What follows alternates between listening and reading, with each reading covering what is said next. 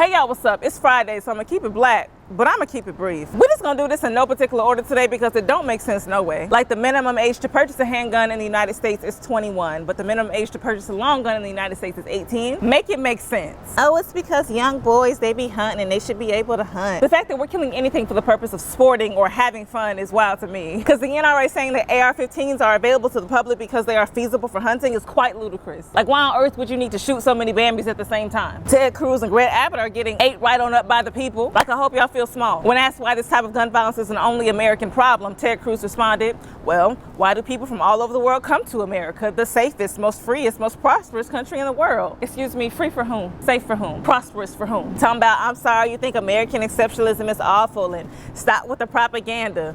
You sound like a bitch. Me and my best friend had this conversation last night. Because see, it's not always a white person all the time, but it's a lot. It's not always a hate crime all the time, but it's a lot. One thing it for damn sure is all the time is a man behind the gun. Like, feminists are not crazy. Well, some of us are, but rightfully so, because look at y'all. 100% of mass shootings this year were committed by men. And while statistics around the number of mass shootings as a whole may vary, every study shows that women make up less than 4% of mass murderers. And let's face it, it isn't just men behind guns killing people, it's men behind policy. Oh! My chest. Y'all so scared of a woman running this place, just try it. Just try it one time and let's see how it goes, because it literally can't get no worse. Just not a Republican woman. Because the thing is, truly none of this is about faith in the left-leaning middle of a two-party system, but the Republican Party, it's really something wrong with y'all. You blatantly ignore the separation of church and state all the time, impose your interpretation of Christian beliefs on law and policy, and the women over there are so wrapped up in the internalized misogyny of it all, it's really no saving them hoes. The same people who didn't want their kids to be forced to wear masks in schools are not only the people trying to force women to have babies, but are now completely okay with the prospect of schools functioning more like prisons, replete with heavily armed and combat-trained security and metal detectors. Well, at this point, it sounds like a valid option to me if we want to secure the kids' safety. I'm sure it does. You know what else it sounds like? It sounds like more viable reasons.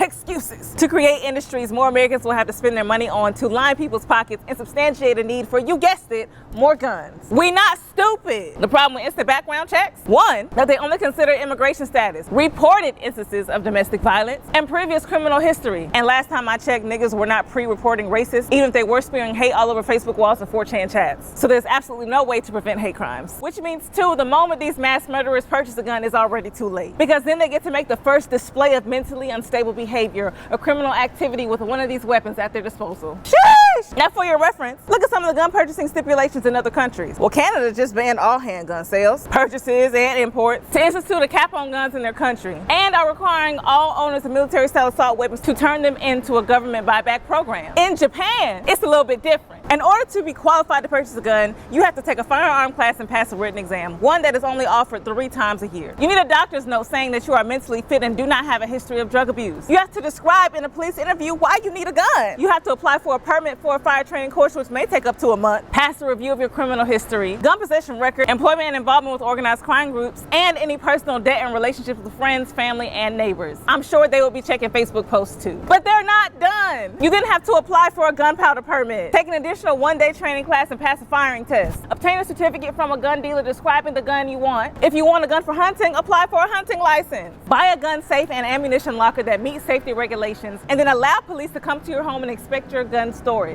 Pass another background review, and then you can buy a gun. Now, as an American who wants to own a gun for your own protection, you might say, oh my God, they're doing entirely too much over there. But I want you to consider a couple of things. One, based on America's history of mass murder, based on the fact that black people have been targeted over and over again by great replacement theories, that elderly people were just targeted, that children were just targeted, that 12 mass shootings occurred over Memorial Day weekend, that a mass shooting in Tulsa just happened 2 days ago. Literally all of these steps going on in Japan are warranted. 2, think of how many men, women, and children would have been spared had all these steps been in place. And 3, if all these steps were in place in our country, you wouldn't need a handgun for your protection. Come on, somebody, and there it is. Japan has the most steps by far, but several other countries have some of the same steps on their list, especially as they pertain to a doctor's note. But let's not act like sociopaths can't also evade diagnosis all the time. You've seen SVU, so even that step doesn't necessarily prevent violence. The last thing I want to get onto today is that not much has been done to directly target the issue we are having with men and guns. And I just wanted to remind you of one thing, that we have a government that refuses to engage a far simpler solution of banning